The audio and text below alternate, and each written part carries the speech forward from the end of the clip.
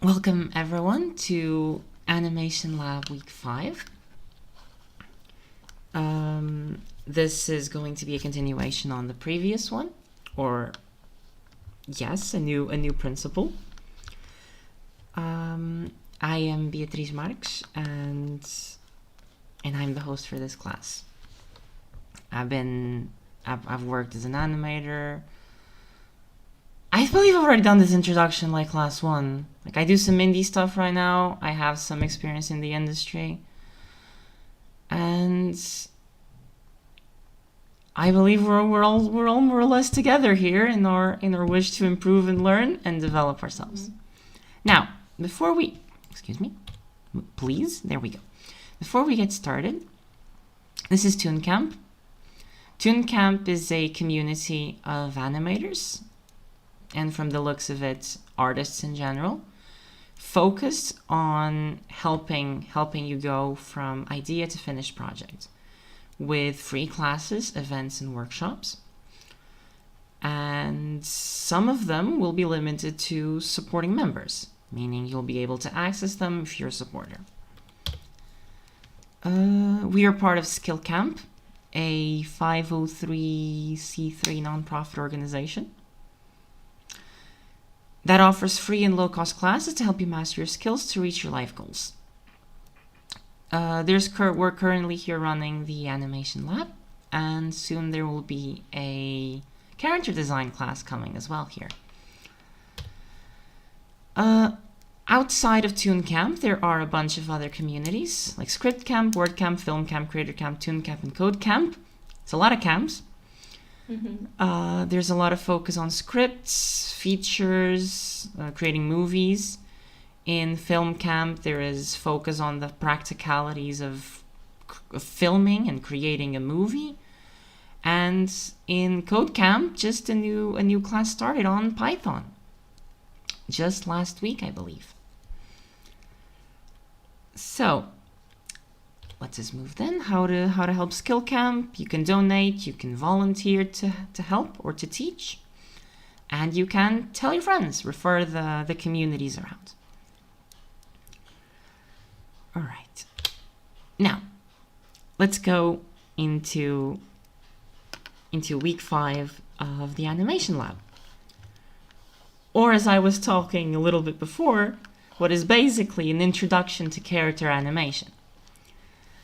This time, we're going to be talking about squash and stretch. But before we get there, I'm going to give you the floor, and I'm going to ask if throughout the week, if you did any animation experiments, if you did the exercises and how difficult or easy you found them, and if you're having any difficulties with the software that you're using or any curiosities that you might want to ask about, or perhaps if you found any short clips or created any short clips that you'd like to share with the group for discussion.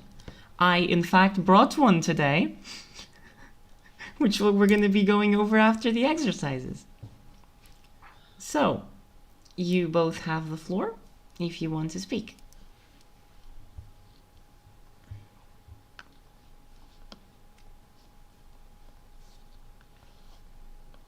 Okay. Well, I mean, I did the exercise, or I did the two easy exercise from the arts, and I guess I didn't get to spend as much, but something definitely seemed a little off about something about the timing or something, but yeah, but it was an interesting Correct. exercise. And yeah. All right. This also needs to go over here. Okay. We were talking before, Nance. Is there anything else you'd like to add? If not, I will be moving on to the exercises. No, you can move on. Thank you. All right. In that case, let's move over to Mesh's short clip, which is about the arcs, which was last week's topic. Let me bring back Epic Pen, the great tool for drawing on the screen. Even though it was a little bit difficult to hear you, Mesh, I believe you said you did both easy exercises. So you did the bouncing ball and the brick falling from the shelf, and that you didn't have time to do anything else. You also said that there was something that was off about them, correct? Yeah. Well. Yeah. Yeah. If I had a little more time, I might have did a little more troubleshooting. But yeah, there's something about the timing that seems less like a ball bouncing and more like something that's like jumping or something. I guess that's what I felt like when I was watching.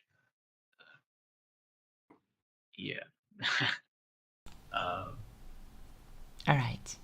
Yeah. Well, let's have a look at maybe it. That'll make more sense. Let's have a look at it. Yeah.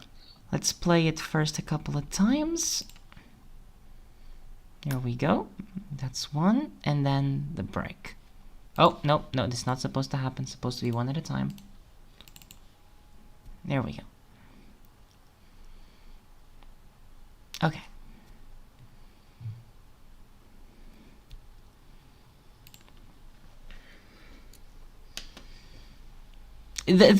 Quite frankly, the brick falling from a shelf one is, like, it's not difficult, but you have to, like, at least that was my experience when I did it for the first time. You have to, like, think about, like, how's that going to work? You know? Yeah. There's a bit of a challenge there in like the conceptualization of it. Okay, let's go through the ball then, frame by frame, as we usually do.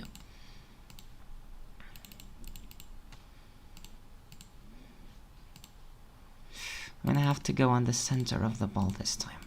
Yeah, exactly. Yes, it's pretty much constant. That is fine. It's pretty good. It is gaining speed.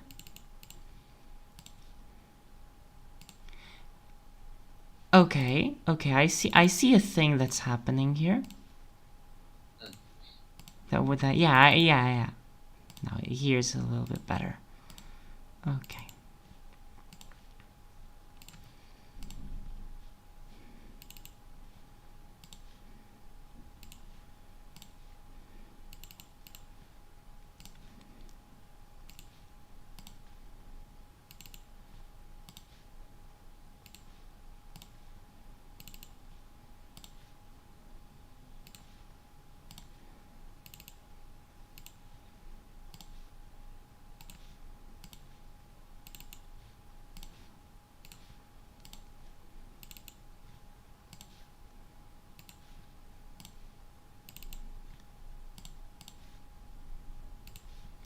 I am really interested to know how you picked these positions.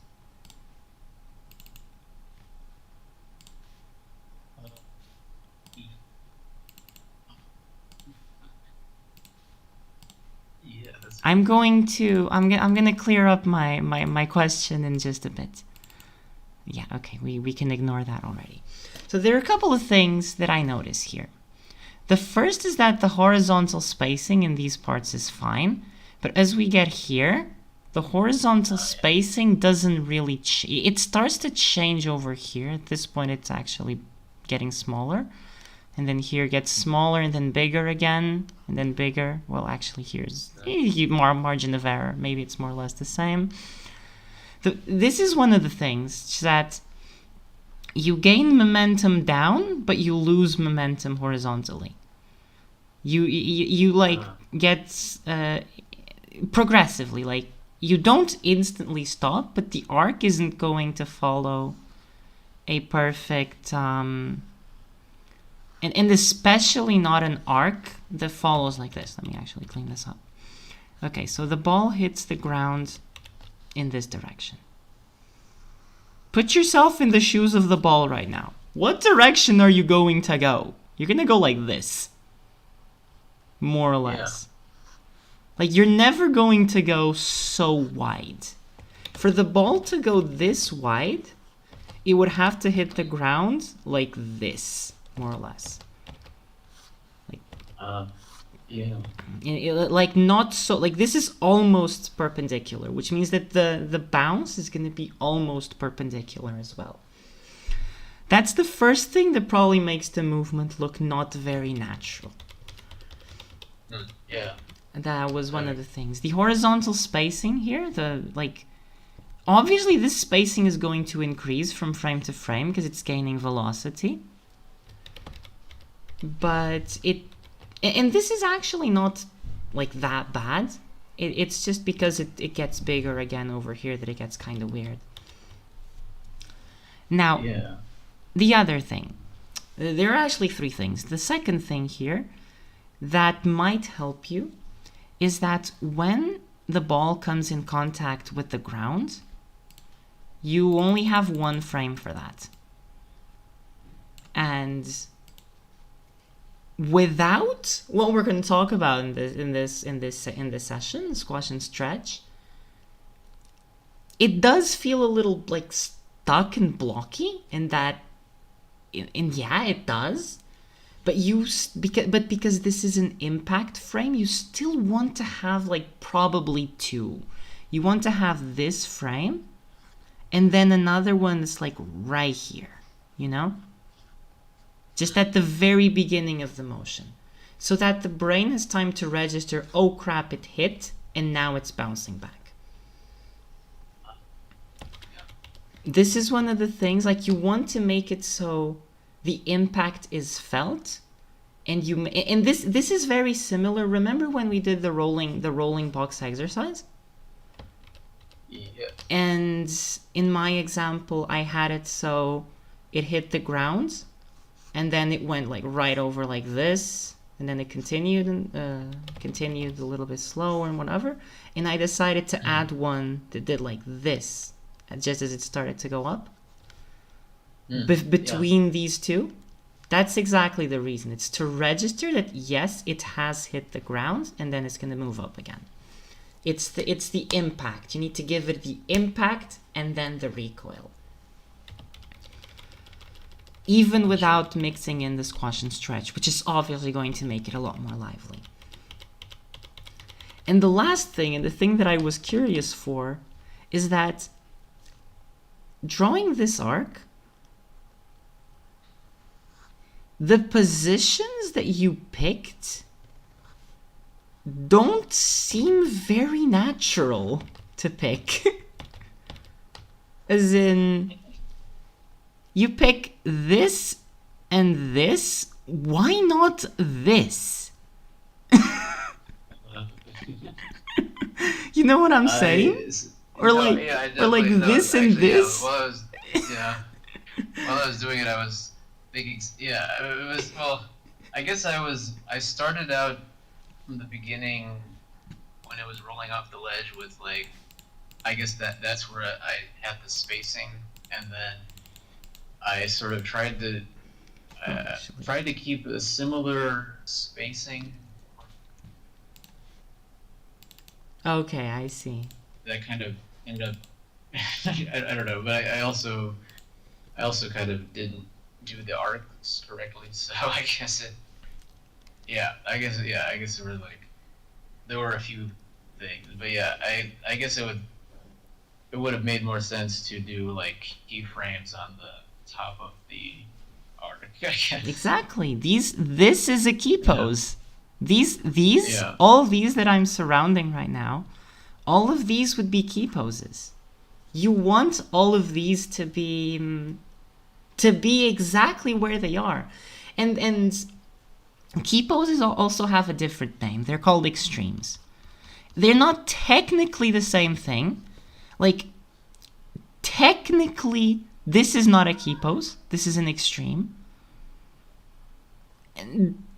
it's kind of complicated because the movement's so simple that it doesn't make a lot of difference to differentiate them. But an extreme is the farthest that a movement will go. It's the frame that shows the farthest that a movement will go. Yeah. So a lot of things actually can be extremes, and not a lot of them have to be key poses, though often you want your key poses to be extremes as well. Because you want to hold them and you want them to be noticeable and powerful. Yeah. But yes, you want to make sure that all the extremes are well mapped out. Because otherwise you're going to have this weird thing that you're talking about, which like you don't really like. Let me clear Epic Pen here. Let's go back to the ball. Like, it's kind of iffy. You don't really... The motion's a little bit weird, you know? It's what you say. Like, Yeah. it doesn't feel quite right. You know? Yeah. Yeah. Also, same thing for the impact frames here. There's only one. Here you can probably get away with there being only one. With just this. Although you could probably still add a second one. But this is what I have to say about the ball. About the brick. Yeah, I see how you did this. The brick just scooches over to the side there for a second. That's respectable. That is very respectable. Let's just wait for... There it is. It's moving. Okay. It's the wind or something. Let's go here. Let's mark this line out.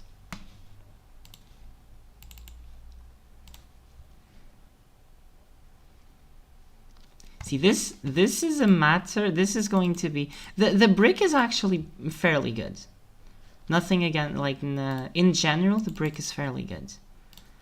Although, I like that you did this. Did you use a reference for this one, or did you eyeball it? I did some guidelines to try to get the rotation, but yeah, I was mostly eyeballing it. Okay.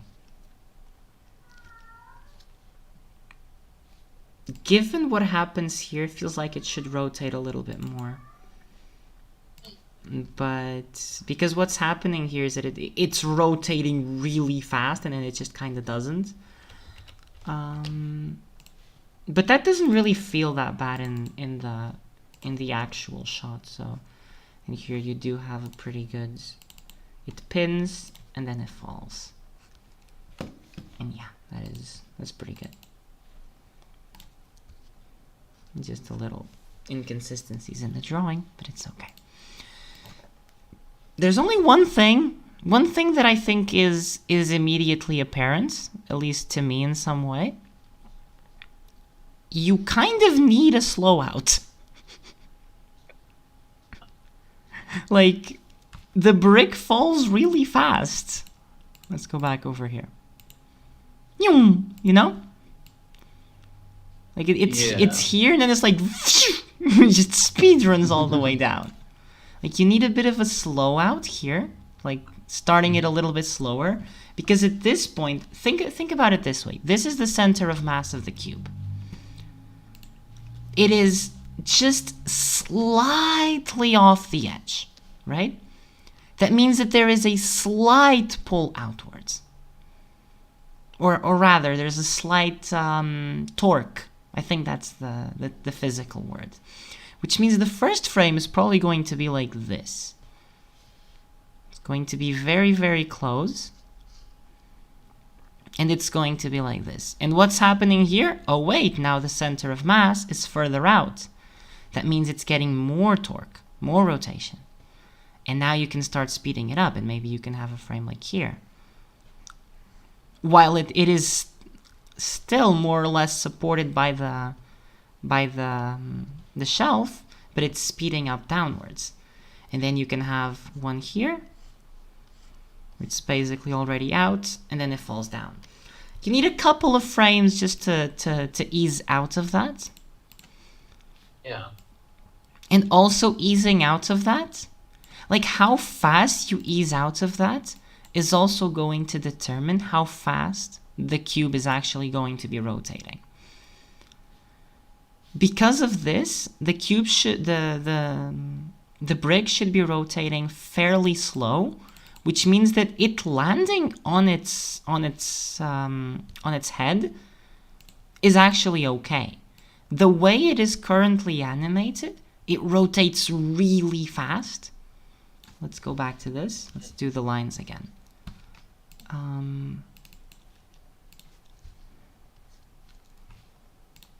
Yep, one more. There it is. Like I guess it's rotating so fast it almost seems like it should do like a flip or something. Exactly. Like it doesn't like okay. Do you see how big this is? The next one would probably have the brick be like this. Maybe down here, but like I don't know how far down, just estimating, but like really, really rotated because of how much this rotation is actually happening. Maybe this is a bit of an exaggeration. Maybe it should be more like this for now. Which means that by the time it lands, it should land like this, or maybe even like this. Like, it doesn't need to land on a complete flip, but it's definitely not going to land on its head. Which means that if you rotate it a bit slower, you also get you also make the rest of it make more sense. I really like the landing though. Let's go back a little bit, come on. Let's do... Like I like this bits of yours where you always repeat the last frame. It makes it feel like it's doing that last little tuk before it lands. Mm-hmm. You did the same with the box and it works really well. Mm-hmm. You don't get away with this when you're doing actually clean animation though. Okay. This is just part of like the sketching phase. Like this works because it's the sketch and because you're able to like fill in the gaps. Like here, you fill in that like this shape is more like this, while the one that came before was more like this, you know, a little bit more, which means that it picked up a little bit of speed, a little bit of energy on this side, but then it just didn't commit to anything, so it stops because it's too heavy.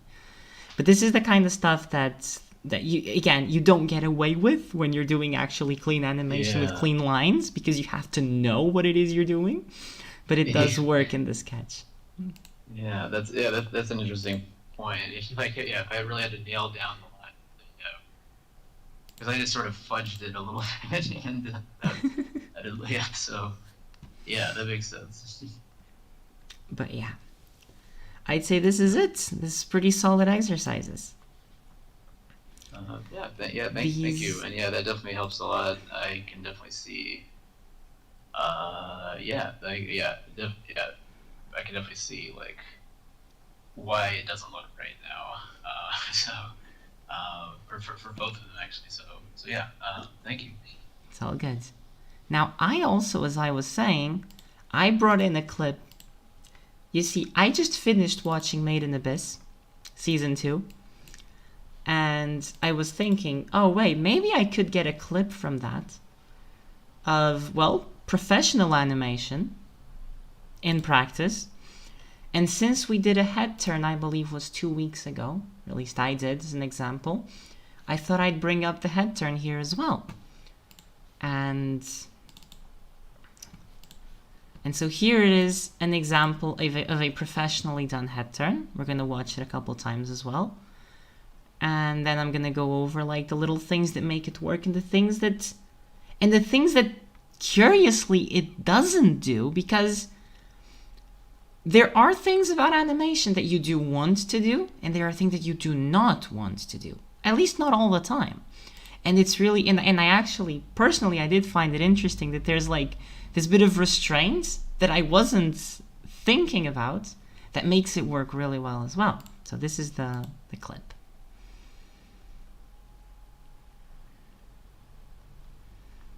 I took out the sounds as well as the subtitles to avoid spoilers. Now, obviously this has extremely good keyframes, as well as really good in-betweens. First thing I want to note is we have 3 keyframes. We have this frame here. I'm actually going to put it up here. Then we have this keyframe here.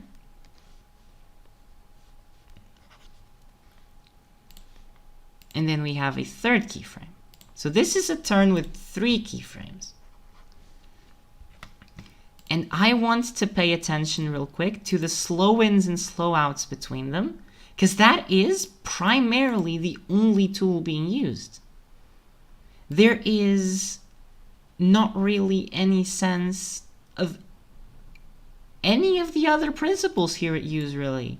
It is just spacing, timing, and slowing in and slowing out. Now it's going to be really hard to do this without let's focus on this corner here.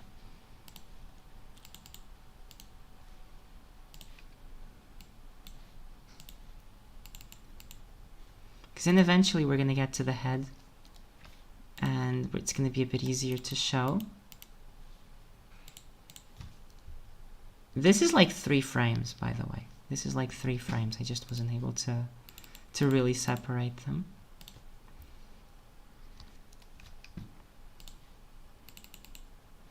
Oh yeah, and also the arcs, obviously.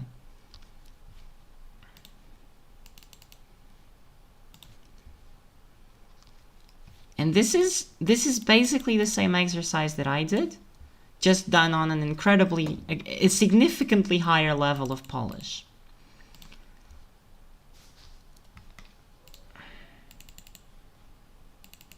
And there it is. You notice there's a slow out here. There's a slow in here. And there's a very... And there is a... Please? There we go. And there's a very intentional arc. It was a little hard for me to map it out because I was trying to track the center of the shape. But there is a very intentional arc here being carried out. Now when we look at, say, let's look at the mouth. The mouth's going to be an easy one to track, because at least it doesn't move as much. Let's just give it some time. Oh, no, not so much time.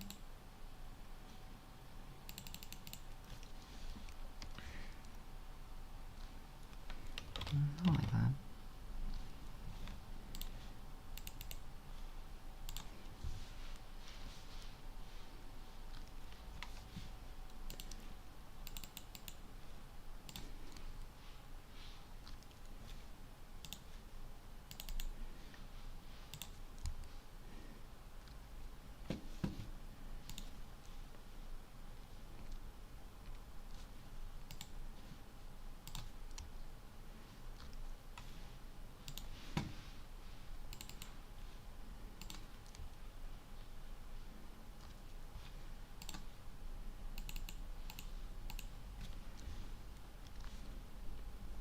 And obviously there are stylistic liberties here being taken.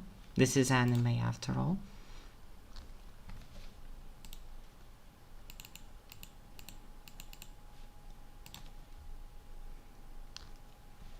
But the point here is pretty much the focus on the fundamentals and how once again there is an intentional arc in this movement. This should be a little bit more to the side. If I go back a couple of frames, yeah, and there is very clear slow out, slow in, and very clear slow out as well. You go from one keyframe to the other with a very obvious slow, ease in and ease out. And you go from the second to the third also with very obvious ease in and ease out. More so, we haven't talked about this, but I briefly mentioned it when I believe it was Zuriel posted his clip. We talked a little bit about follow through and overlapping action with the hair and with the fabrics. And I think it is appreciable in a way that there is actually no overlapping action here. Because the movement is so soft, there is no need to have the hair do overlapping action. It works if it's just solidly drawn. You could get away, you could do it, but then this is the part where you're going to be thinking about a different thing, which would be the staging of the shot, which is the composition, which is where you want the eyes to be looking at. And eyes look at motion. So here, obviously you want to be looking at the eyes, and the movement is soft enough that you don't lose a lot by losing this little bit of realism on the hair. So you animate the eyes instead of the hair, and you just make the hair follow the shape. And by doing that, you create good staging, and you create a good shot composition that clearly guides the viewer's eye to where you're supposed to be looking, which is here, at the eyes of the character, here as well.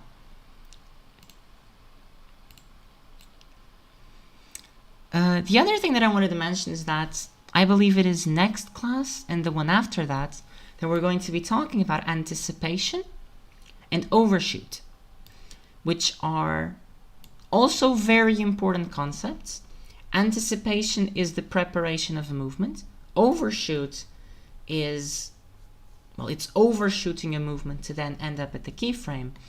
And not every movement needs to be anticipated or overshot. And this is a perfect example of a movement that doesn't need it. Again, because it is soft, it is like it's not a strong movement. It doesn't require any particular kind of strength or strenuous activity. It doesn't need to have a lot of preparation, so you can bypass it altogether.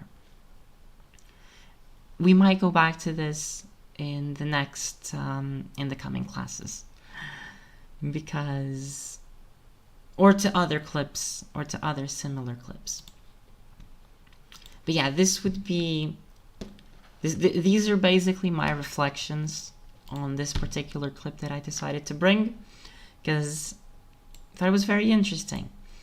If you find any clips like these that you want to take a look at, just make sure that they're under 10 seconds and make sure that they have no sounds, because the streaming things don't like the sound of copyrighted stuff. So yes, this was the overview of the previous week and your exercises. Now let's get Epic Pen to close. Thank you. And let's move on. So today we're going to be talking about squash and stretch. The big one, the most anticipated principle, usually the one that everyone talks about first. It's what everyone usually says. It's the most important principle. And it is, or rather, it's like, so far, what you've done is, what you've practiced is the foundations and the supports. And like if this was building a house, what you've done so far is the not very pretty part. You've done the supports, the strong foundations, understanding spacing, timing, how it affects, understanding slow in, slow outs, understanding the importance of arcs, which are the very basics of animation and movement. And now we're getting into the part that makes things actually pretty. You're getting the walls down this time. You're getting the floors in. Squash and stretch is wonderful, and it's that thing that you've probably heard about if you're into animation. I believe even Nance was talking a little bit about the software she was using doing some of that, though it wasn't very intentional at the time. So let's take a look at squash and stretch. Squash and stretch are changes in the shape of a moving object or a character that convey the illusion of fleshiness, flexibility, and life.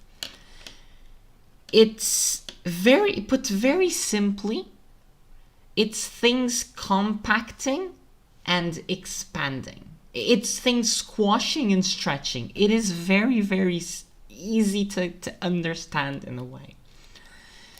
And things that are solid, like, let me think, like a mouse, like a computer mouse, it's a solid object.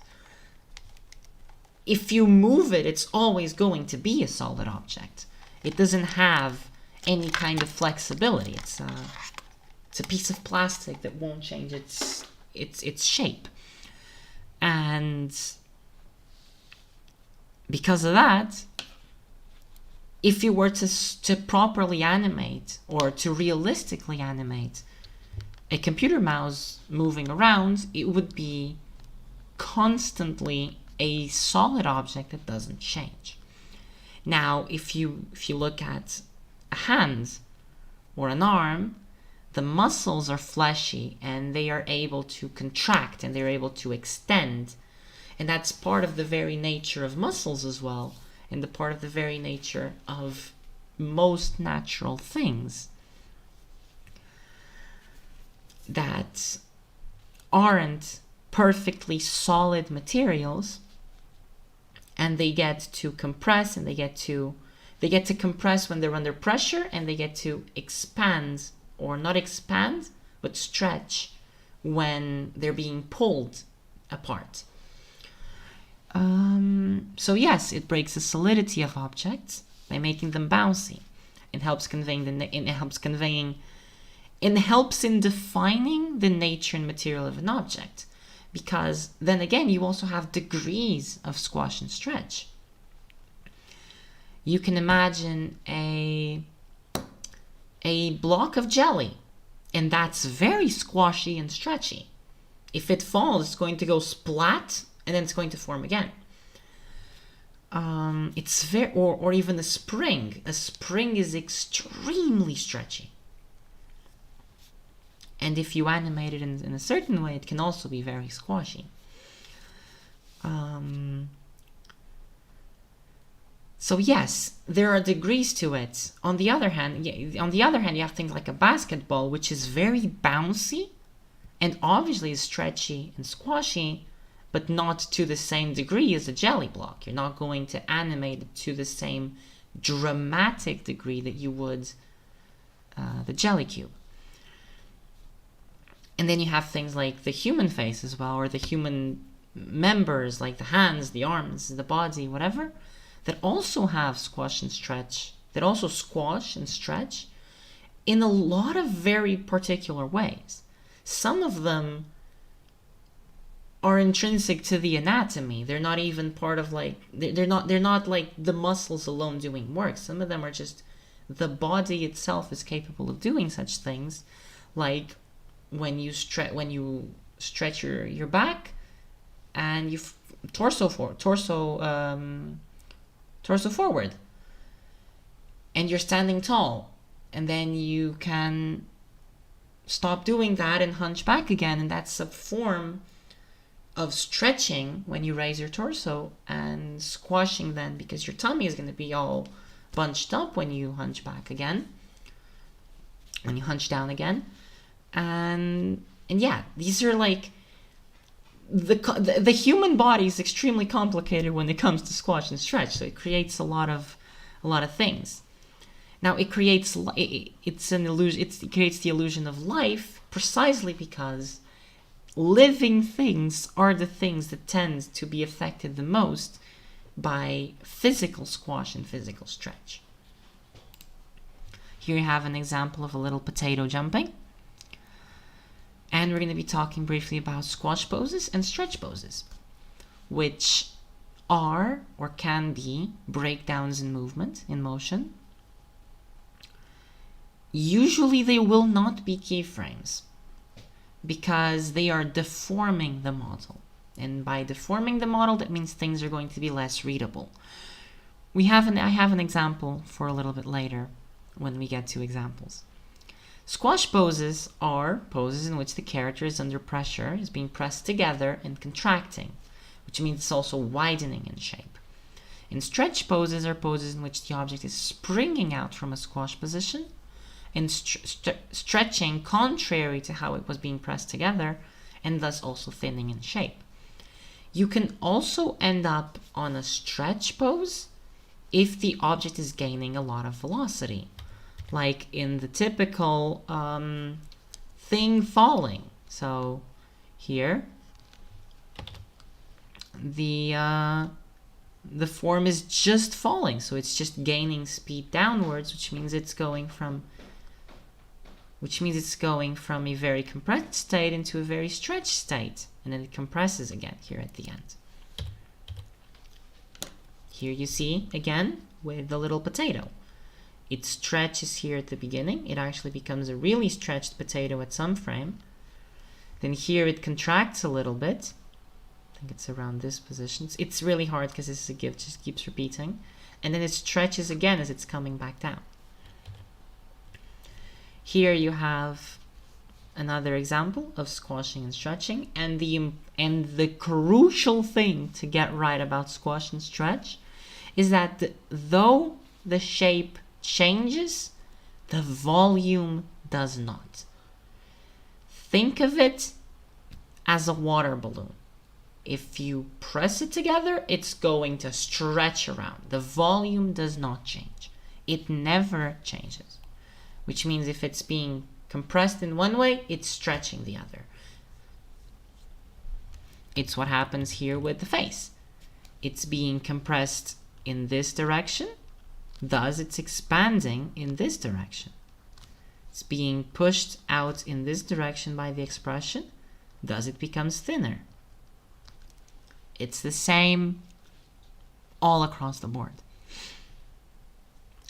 Stretch in one way, compress in the other. Compress in one way, stretch in the other. So, let's go through the examples real quick. I have here a clip. This is from Overwatch, if any of you are familiar. These are some animations from the game with surprising elements of squash and stretch that I think will be some of them more clear than others, but will be very elucidative in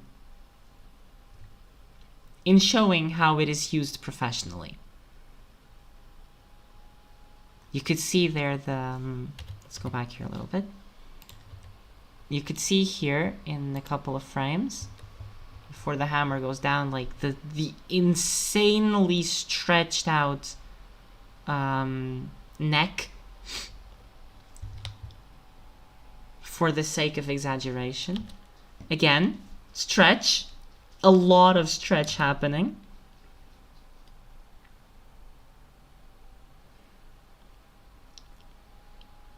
Obviously, these animations have a lot more to them than just squash and stretch. But one of the things that does make, like, there's anticipation, there's follow through, there's overlapping actions. You actually look at the ball. The ball here is really good. Like it's the classic example. Pay attention to the basketball.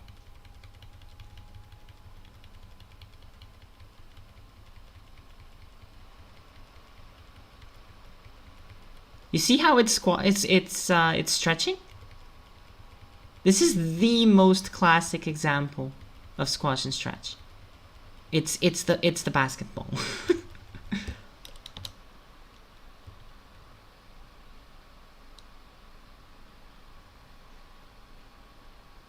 Also, extending the torso for squash and stretch for exaggeration purposes.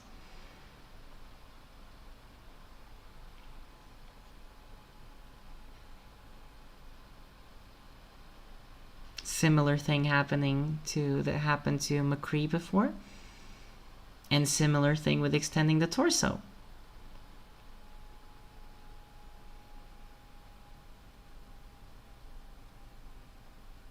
I mean, in addition now to smear frames and all that, the sword actually, well, actually it had one singular frame of distortion there.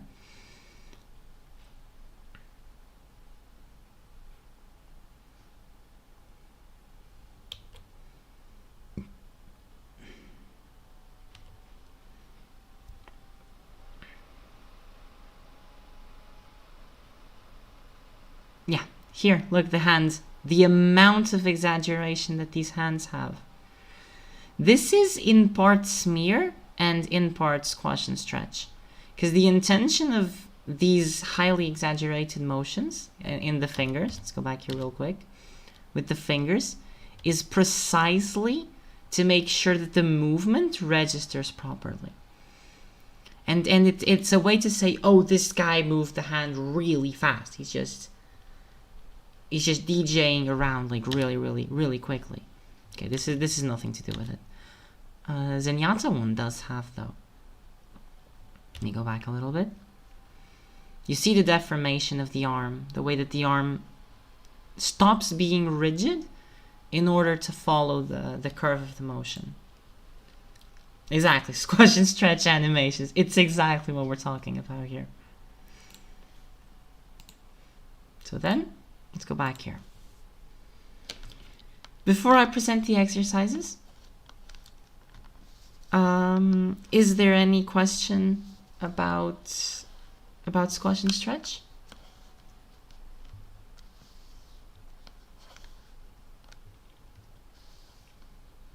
I will give it just a couple more seconds. If not, then I'm going to go back here real quick again. Couple of frames back. And I want to talk about the material and everything. Just to make sure that I mention that really well. Different materials act in different ways. And thus, they will squash and stretch differently. And this is the way in which squash and stretch can help you convey the material that something's made of. A brick, like you did, Mesh, will not actually squash and stretch all that much, or almost anything for that matter. While the ball would actually squash and stretch quite a bit, or at least significantly enough to be noticeable. So yes, you unmuted yourself, so do feel free to speak now. Oh, well, I don't know. I guess I was thinking about like some example. I guess I'm wondering if maybe see like I know like this like really exaggerated squashes is maybe like is really associated with some kind of older like old school cartoons, right? So um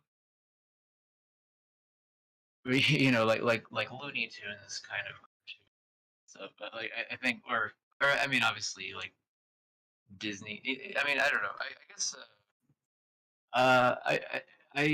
it's interesting because I guess you showed the Overwatch example, which is like 3D CG animation, which is using squash and stretch also, and I guess I don't know. Do you think like squash and stretch is used? Like it seems like there was a period where it was used a lot less, or something like a lot of newer trends in anime Like seem to I use it think of the less. road runner. Yeah, Yeah. yeah, like Roadrunner. Oh yeah, Roadrunner. Like yeah, like those old Looney Tunes cartoons. Let me look. Like that was part of the style is like the really exaggerated squash and stretch. But like I I feel like a lot of like newer animation. Well, I don't know. Maybe it's just the stuff. Maybe it's just it seemed like all animation was using splash and stretch in a very exaggerated way at one point. but now it's like some use it and some like don't use it at all. I guess or it's like it seems that way. Maybe, but uh, but I don't know. Maybe that's just like a perception thing. Okay, so what I don't know if that makes sense. yeah, I see what you're talking about. It is, I wouldn't say a misconception, but it is a notion that you get. I think the way that I can best like try to make an analogy out of this is that back then, squash and stretch was a hammer, you know? And now it's like all these fine little tools that you use very subtly or in very specific ways. Because again, you use squash and stretch in a multitude of different ways. You don't have to use it strictly. As the example that I showed before, you don't even have to use it at all. The clip that I took from Made in Abyss does not actually use squash and stretch at all in that particular shot. In other shots, it does make use of it. So yes, the thing is, in most animation that you'll find, squash and stretch is being used. It's just being used in subtle ways that add realism, but there aren't so blatant that they make the thing become cartoony. Even have you watched Arcane? I haven't. I've seen clips of it, so I kind of know the style. It does also use squash and stretch. I thought about getting clips from it, but I haven't. I wouldn't just. Maybe I will for next class. Just scour some episodes for some clips of squash and stretch being used. But yes, because animation without squash and stretch ends up feeling very solid and lifeless. And sometimes, let me just bring up animation paper here real quick. Come on, there we go. And sometimes the difference is you can have, if this is a ball, right? You can squash it like up to this, and that's enough. Because that's going to convey that it's bouncy. You don't have to stretch it any more than this. Maybe even this is too much, you know? Like in the exercise that I did in... I need to find it now because I didn't... It's in last week's. Both in this... You have squashing and stretching happening with you have something that's not exactly squash and stretch, but it kind of also is, which is that it's moving fast, so it is stretching. It's also becoming bigger just to be more present and draw more attention, but it is stretching. You see, the shape would be like this otherwise, and then it gets to the end. And it's going to like, yeah, and then it's going to like become really thin. And then the same thing is going to happen just on the other direction. This is squash and stretch in action, and it's subtle, you know? Yeah. In a similar way, I believe I mentioned this, let's bring this one out. There is, I hate it when it does that. There is squash and stretch happening here. Maybe a little too much, actually, now that I'm looking at it. Because, time for Epic Pen. Come back. Because, look at this. This is the height of the head at this point. And this is the width. Now let's go into the middle frame.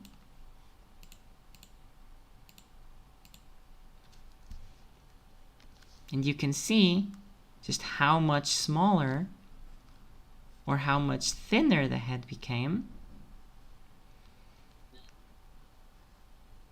And it did get wider, but not a lot. The perspective is also doing its thing.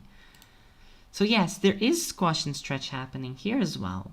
And here it's definitely less subtle. There's also squash and stretch in the movement of the ears a little bit, besides the follow-through. So it's one of those things that you find in a lot of places.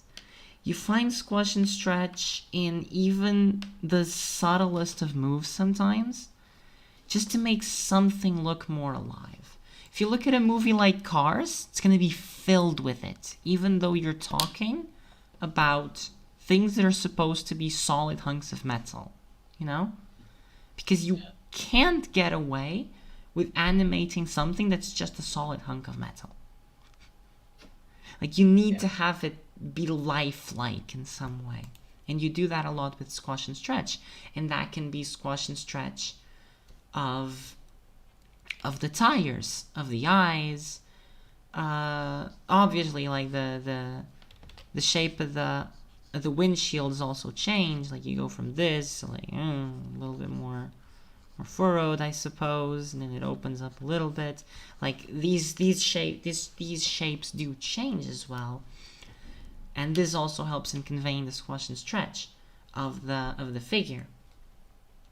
And as I said, even in something as simple as a walk cycle, you're going to be using a lot of squash and stretch because the body is going to stretch and then be compressed. When you take a step forward, you're compressing your body because you're putting all your weight into one spot, so everything is going to fall there. But then you pull your body back up on the leg, and then you're stretching it. And it's going to be stretched until you take the next step, where it's going to go down again. The weight's going to be pulled down. These are like the subtle ways in which squash and stretch ends up showing themselves. Let me see if I can just come up with like a quick visualization of that. Go over here. Okay. Like, okay, so I am currently using reference because doing this just out of nowhere, just without any reference, is kind of difficult. But yeah, let me move this. Select all and move down. This here would be a frame where everything is being stretched as far as you can. And then the next one, when you're pulling your leg down, what you're going to see, well, technically you're not pulling your leg down, the next one's going to be this leg moving forward and then stretching in this way, but your weight's already falling. So then when you put the leg back on the floor, you're going to end up on a pose that's kind of like this.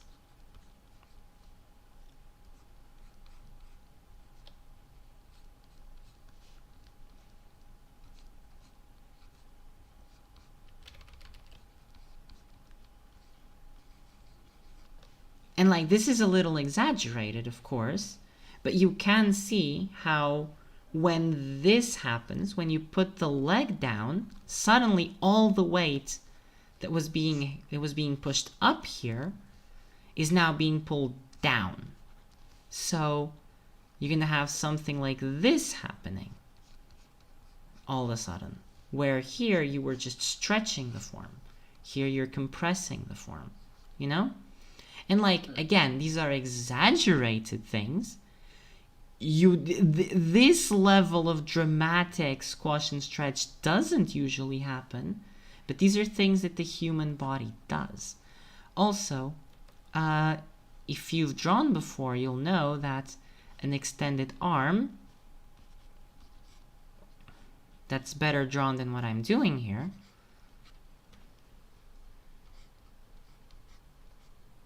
is going to look... Ah, shit. I shouldn't say that, should I?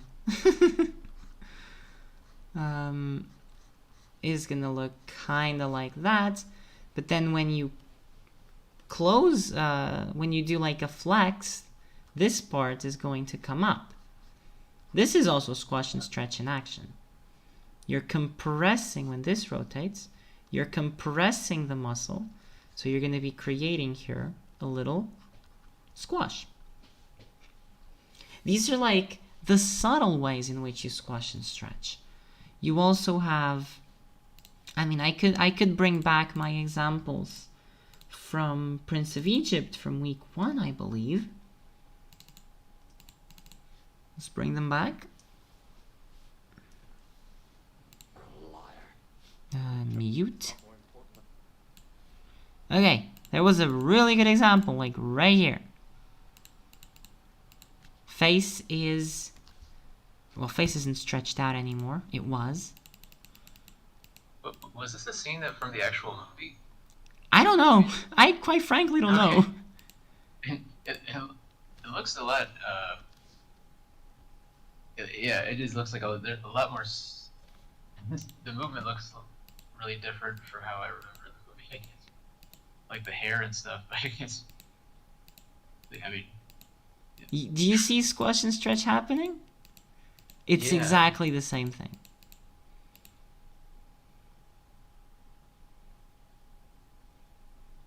This might have been an animation test.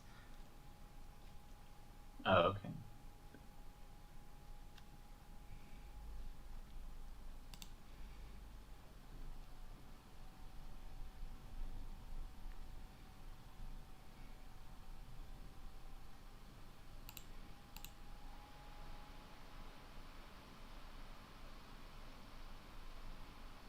Oh, this one's going to have a lot of it. Absolutely.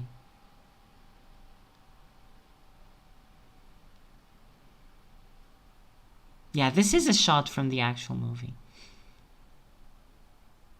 Yeah, this looks more like how the final movie.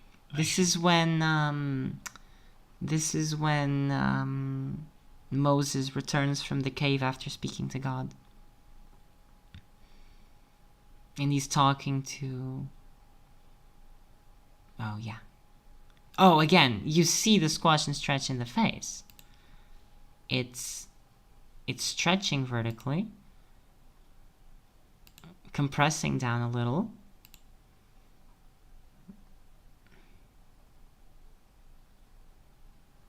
You also see a lot of things, because this has a lot of like follow through. Oh, here you do see, this is just a walk cycle, but here you're absolutely going to see. Do you see how the weight's falling? And it's creating, first it's creating arcs, and then like how even the belly moves. Like that's part of squashing and stretching. And it's very subtle, but it's definitely there, you know? Like it doesn't have to be the obvious coyote falling off the cliff levels of stretch, you know? Yeah.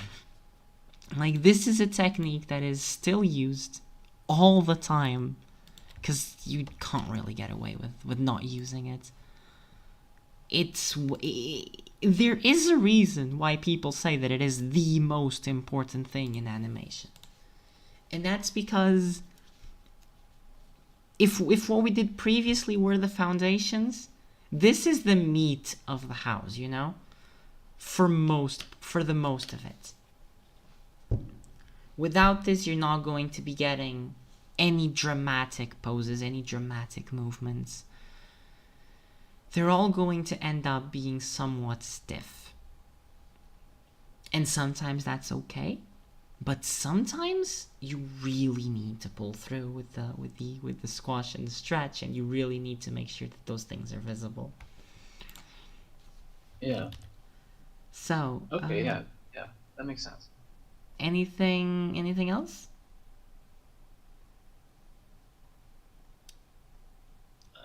No, not for me. No, I think you actually covered a lot of stuff there that. I definitely understand what you mean about how, like, maybe in the Looney Tunes era, they built their whole style around, like, really using that technique and, making the character look like they're made out of rubber sometimes. Yeah. But like, but like, yeah, if you just dial it down, it's just gonna help stuff. And it's not necessarily about like having rubber looking characters. I guess. Okay. This was a style. Literally rubber hose animation. The Fleischer,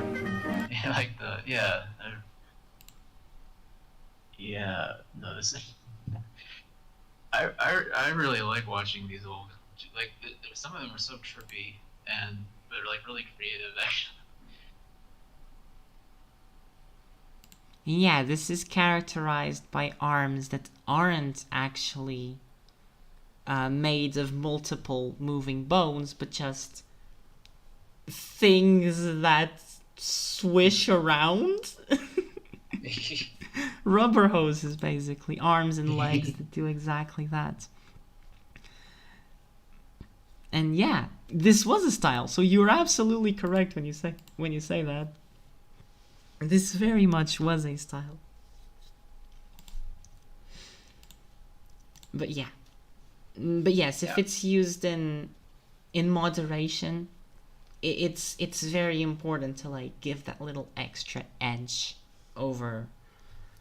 Like edge is very competitive in this way. It's not about being competitive. It's about like making it just a little bit more lifelike. It can be very important and very useful. So then, exercises for today. We have 4.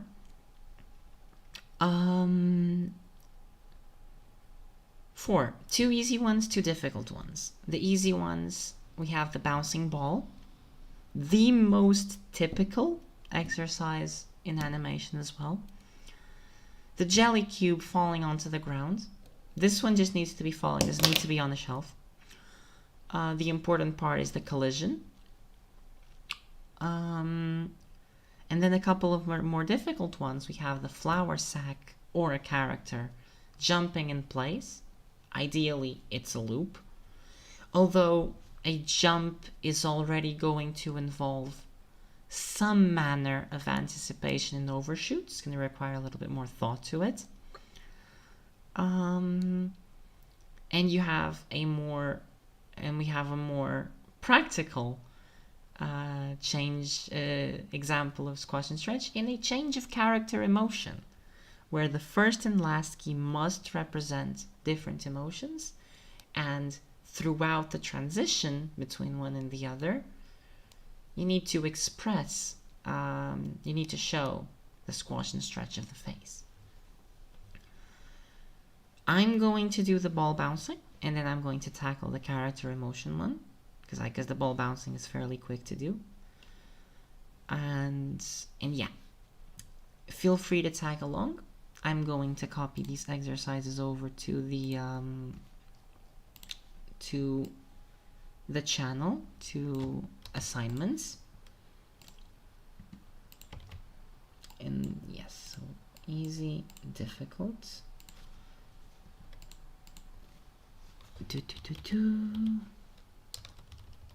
While we're here, I would like both you and Nance, and Nacho too if you want, to post in the Animation Lab voice chat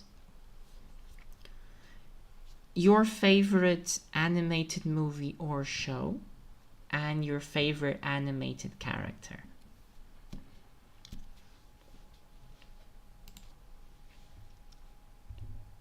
Or at least the first one that comes to mind.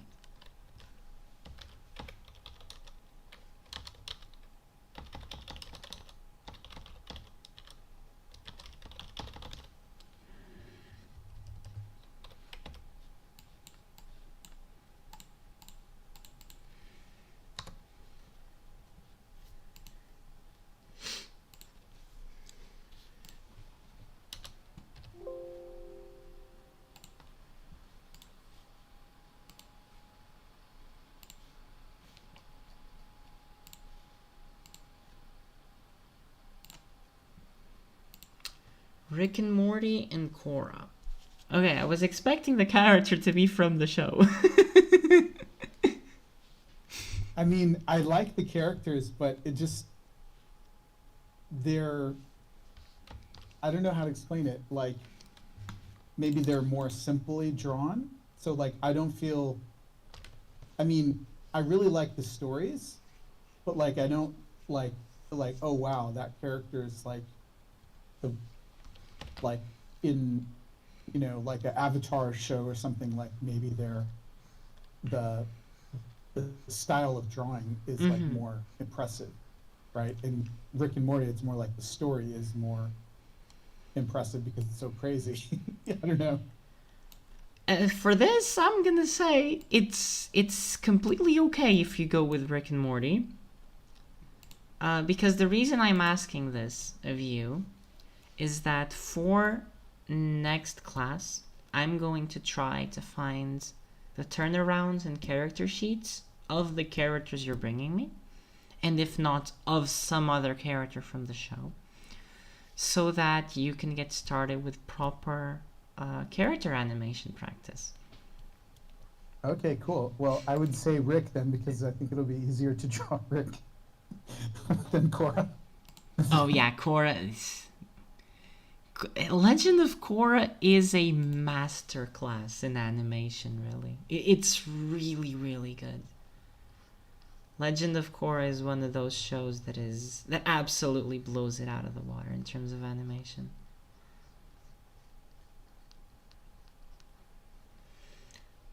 Spirited Away, Chihiro. And the blobby character? Is the blobby character No Face?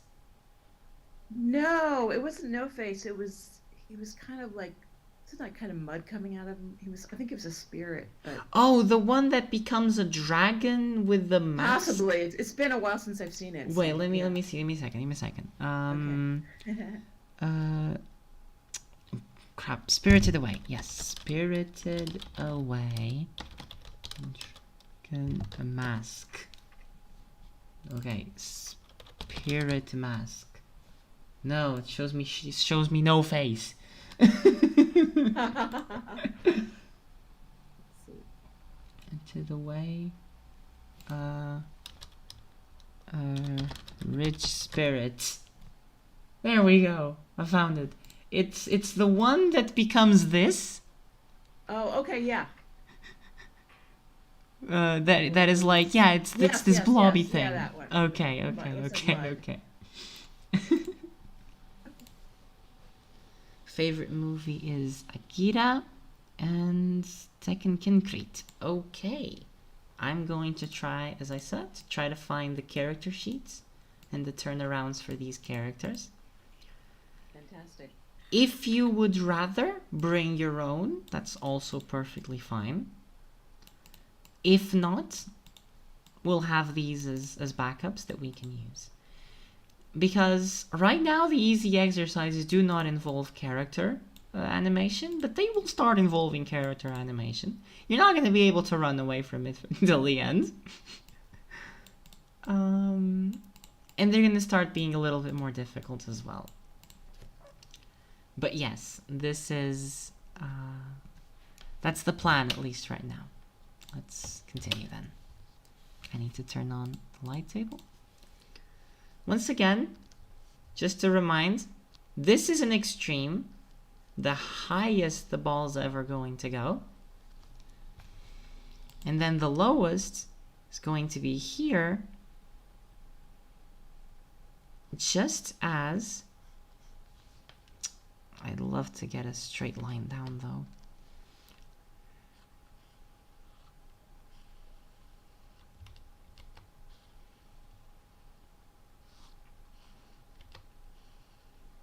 There we go. It's going to be right here, just as it's squashing a little bit.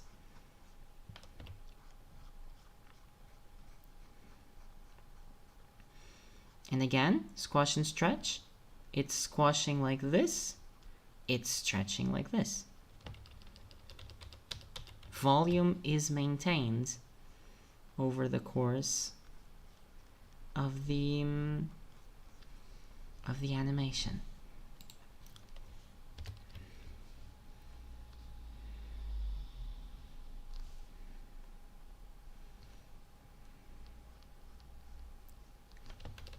And for this exercise, you can actually get away with literally drawing over the ball.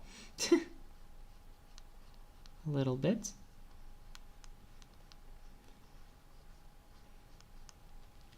Because when we get to actual character animation, maybe you'll be surprised, but character sheets are extremely useful because you are allowed to draw exactly over them. Pretty much. You are allowed to do that.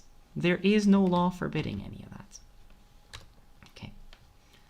Next one, there needs to be a frame here and a frame here. This one. And that's exactly the reason why character sheets and turnarounds are useful. It's because they are references and they show you the exact sizes and proportions that things need to have. Also, let's note that this is going to be a slow out. It's going to be slowing out of here, and it's going to be slowing as it comes back up. This ball bounce is going to be a loop.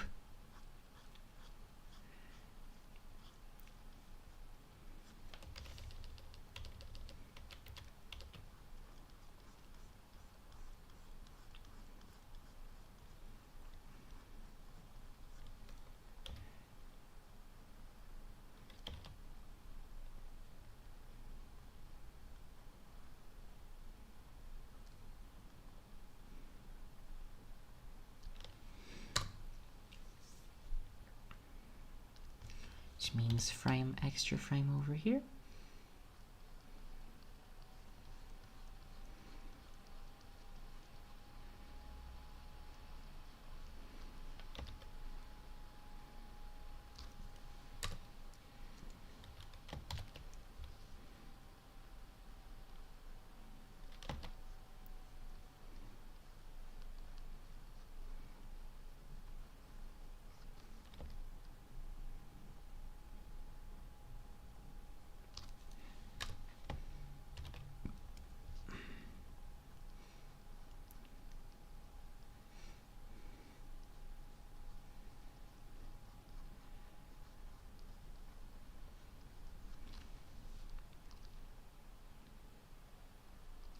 Right, that's my mistake.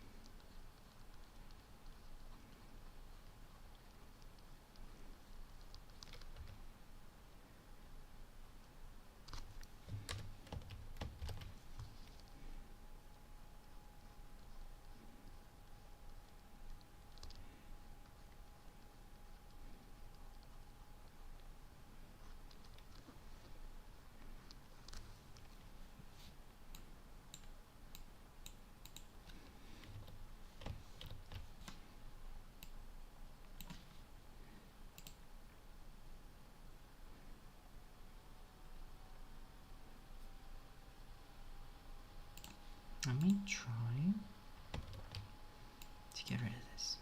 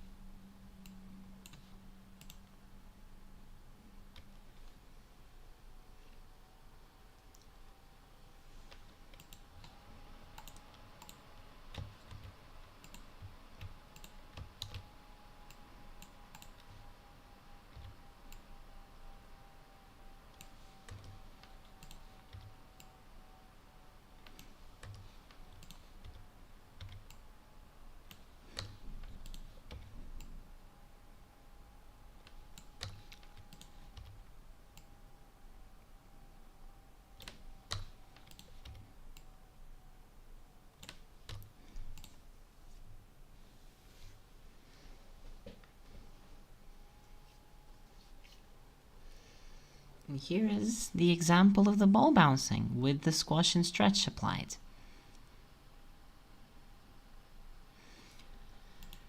If I would do this entire thing with no squash and stretch, let me create a new layer.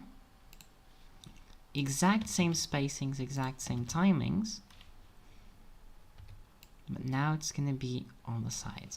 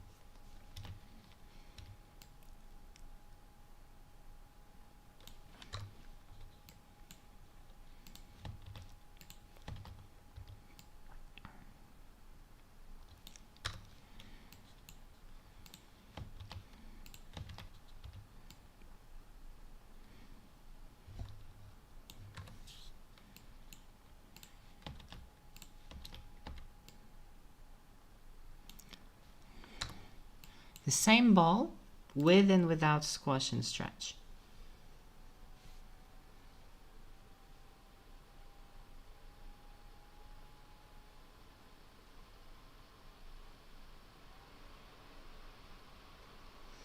I can turn off this.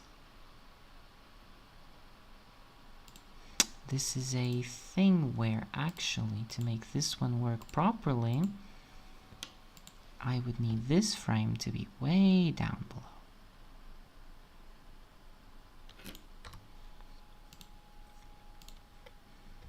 And this one here to be a little bit higher up.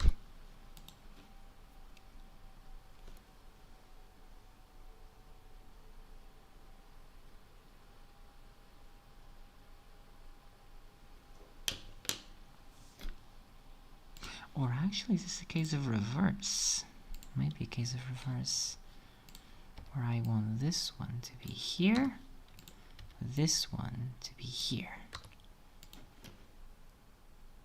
No, it's definitely better the way it was.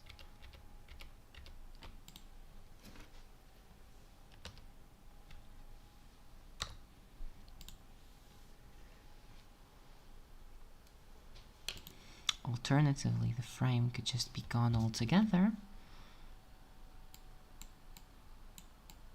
And this could just become a 4-frame hold. And it just feels like it's... Nah, it can't just become a 4-frame hold.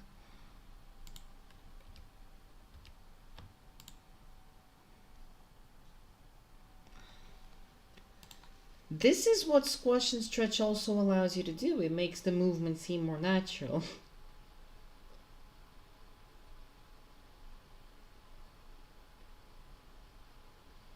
And it doesn't have to be highly exaggerated for it to work. Like, obviously this is a very visible example of it. That's also because it's supposed to be a very visible exercise.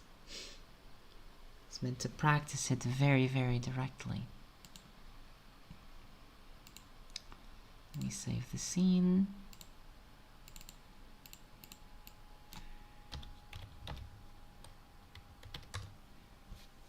Okay, now let me get started on a new one. Okay.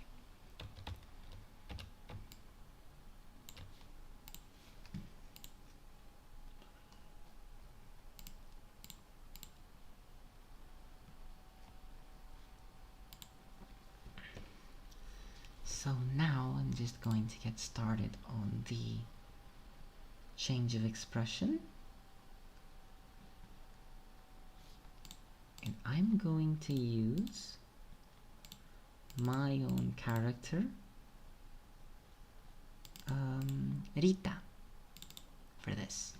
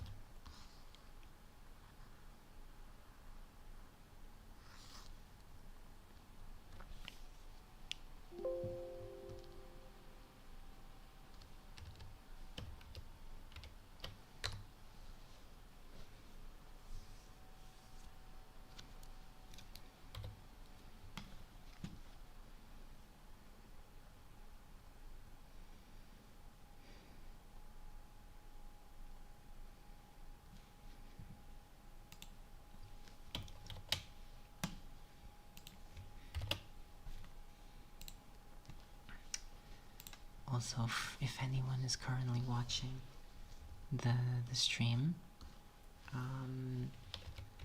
what you're seeing right now is the importance of keyframing. Keyframing is the part that takes a lot of time, especially when you're working with characters.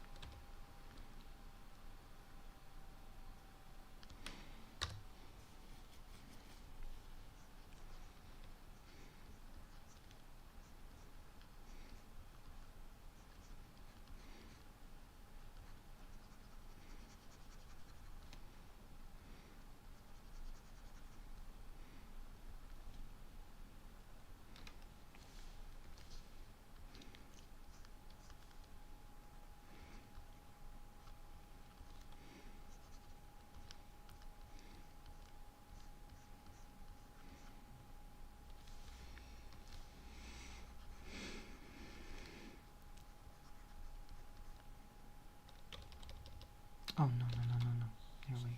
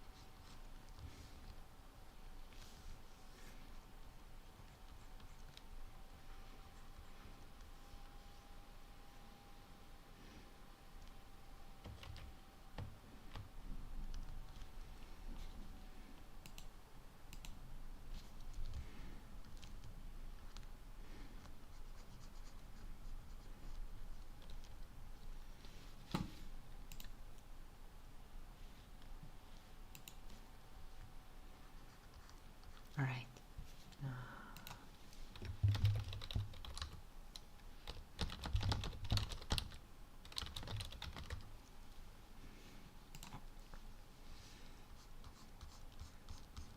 So, did any of you try to do an exercise while I was here? And do either of you have questions currently? Because we are 5 minutes away from the end of the class, really. I haven't. Not yet attempted this, but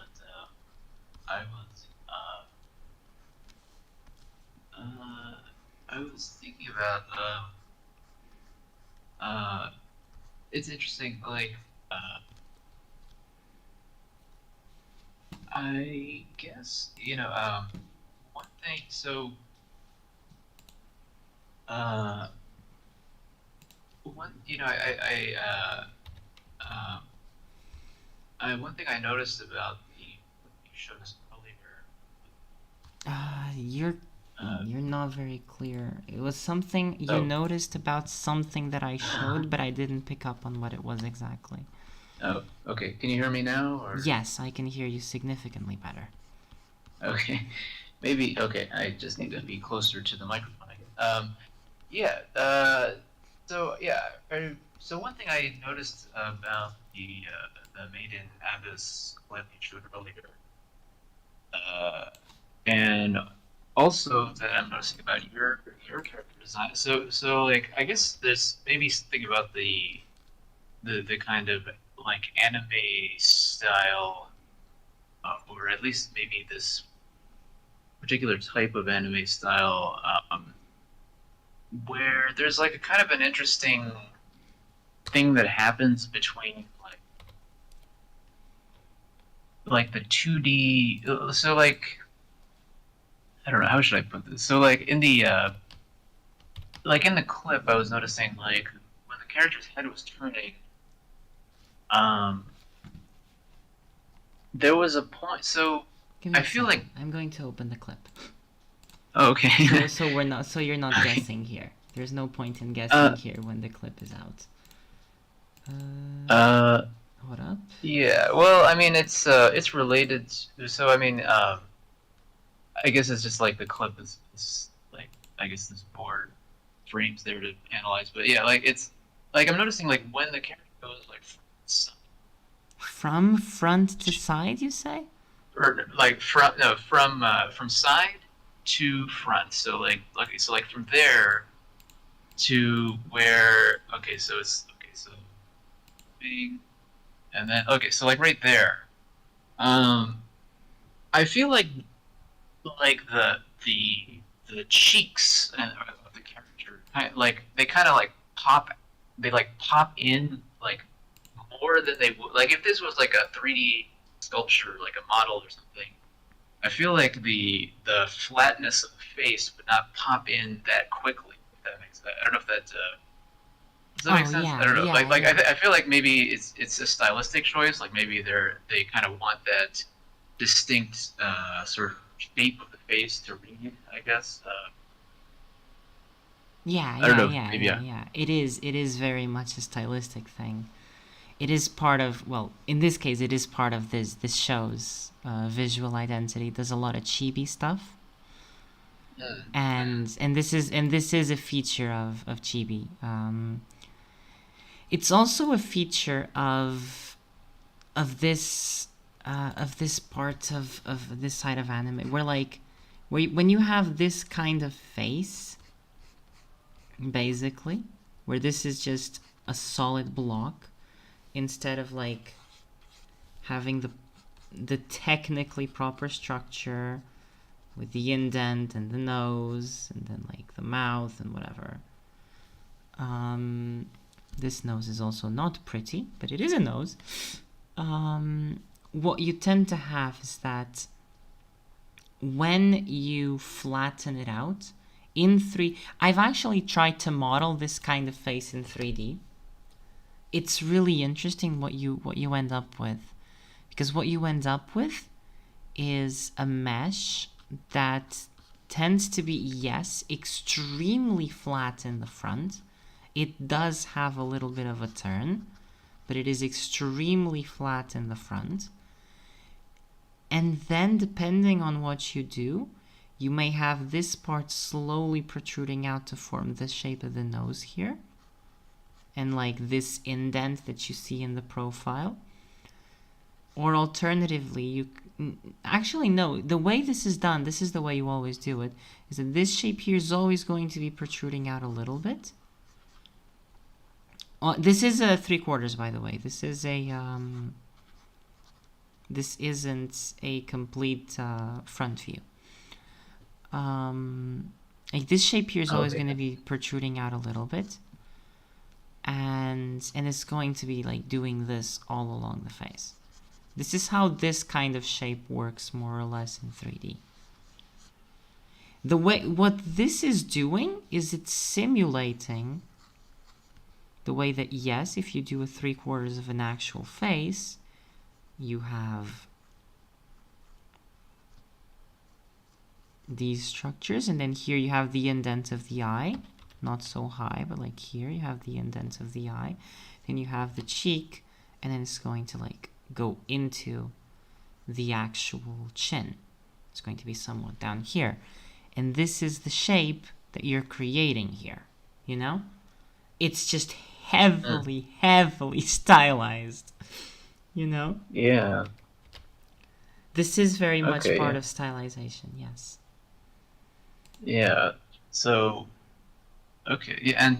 And so I guess I'm wondering if are you thinking a similar way when you're I know there's like the squash and stretch involved as well, but are you thinking a similar way when you're I working on this piece as well, or Yes, I am working on a similar way because this is the concept sheet that the turnaround sheet that I'm basing myself off of.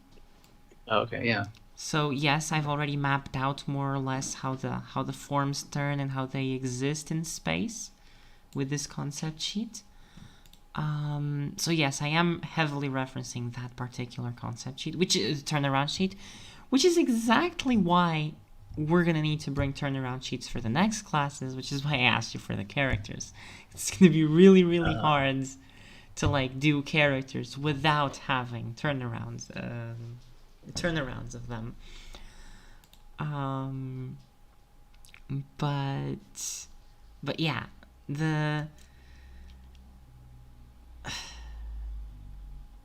I mean, I am in fact thinking similarly along those lines. In part because, Okay, as yeah. I said, I am also using this as a way to practice my own skills for a project that I have upcoming. Yeah. That I want to do better, to do good on. So yeah, this is very much part of that for me, you know. Yeah. No, that makes sense. And yeah, and yeah, I guess like well, okay, so I guess what I'm wondering is like when you so when I look at look at a clip like that, and I've seen this before in other anime shows, where a character does a head turn, and there's almost like there's kind of a jump between that profile view and like a 3/4 view that's like more than it would be normally, I guess. And so I'm wondering if is that more like is that more to save time? Is it like if they had more time, would they add more like frames to really bridge that gap between the profile and, or is it just sort of considered not necessary? I guess it's not really. I mean, you don't really notice it when you watch it. I guess it's sort of like if you really pick it apart, it's like, well, the cheek kind of comes like her left cheek kind of comes in, right?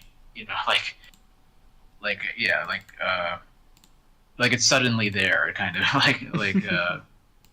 and like it's suddenly like you can see the flat plane of her face, like, so I don't know if that's like if it's more of a style thing or more of like an economy of It's a style thing. efficiency. I mean, it depends on what when I say it depends is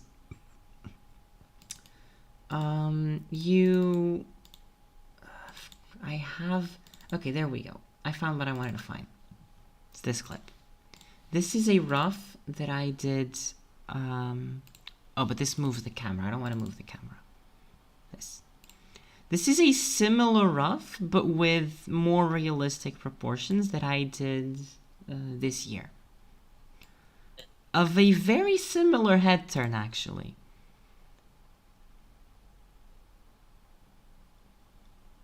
And if we go through this, and again, it's very rough. I have to admit that. But if we go through this cool. Frame by frame, it's like...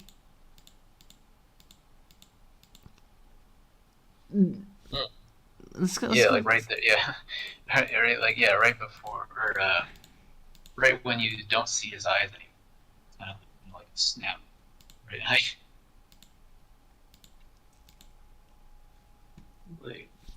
Like this is... I've looked at this before, and I thought, well, this should be kind of a little quicker. This part here, this turn here, I mean, it actually shouldn't, because I wanted to get across this, like, glare before the turn, and I think that actually did come across. It's like, fucking bitch, yeah. And then turns around, you know? Yeah. No, yeah, there's a lot of character emotion in that. But yeah, like the cheeks, if you do actually take a 3D model, let me find, it is going to be stylized. This is a warning. It is going to be stylized, but I do have a 3D model of a couple of characters that I've done, and that's the quickest way I can do this right now because I don't have anything else ready. Yeah. Oh yeah. Yeah, sorry. Right, is this going to open? Please? Yes, perfect. Okay, how do I fucking move again? How does Blender work again? Okay, my mouse is being confusing. There we go. Little by little. Let's go into the layout. And let's turn this off. And let's get some textures in.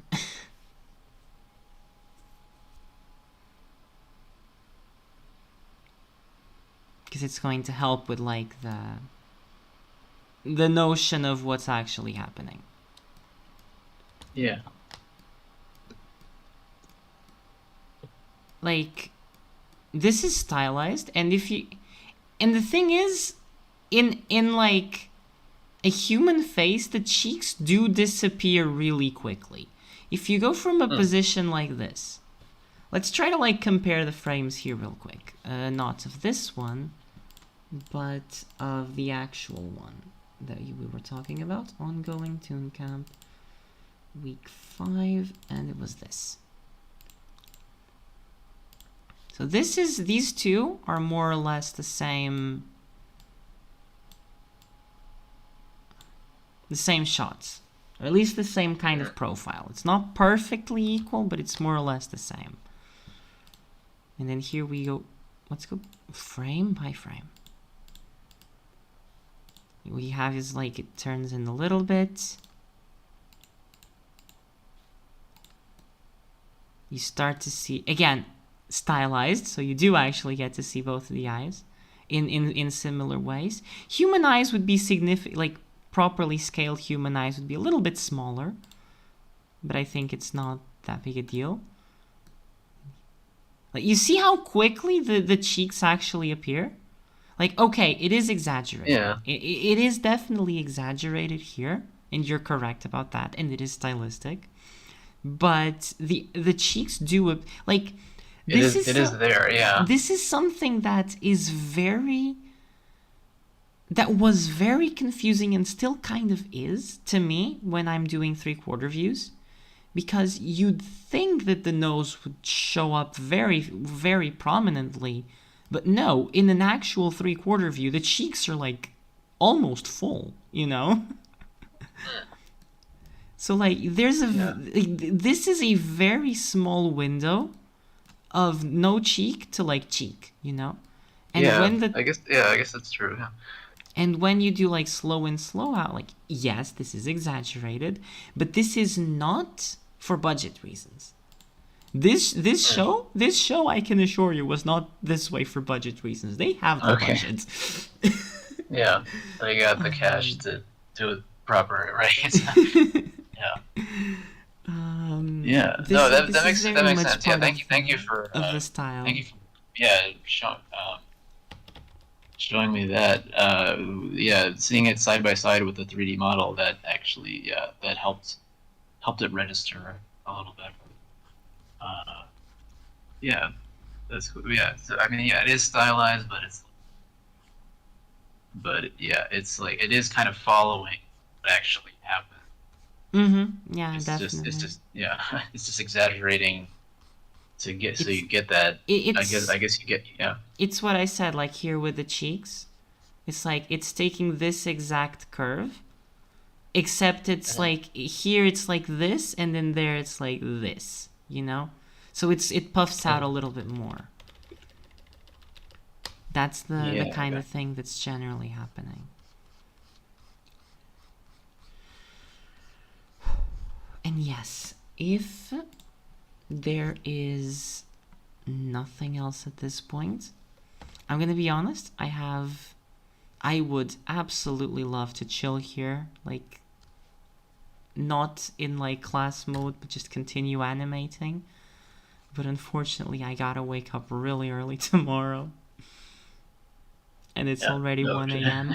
So totally understandable. It's 1 a.m. Oh my gosh. Yeah, it's 1 It's 1 a.m. for me, the Portuguese. So so I don't really have you a lot definitely of need to get options. some rest. Yeah. Well, thank you very much. But Appreciate it. Really, let me save this. thank you for answering my questions. Like, I know maybe a little more in depth than but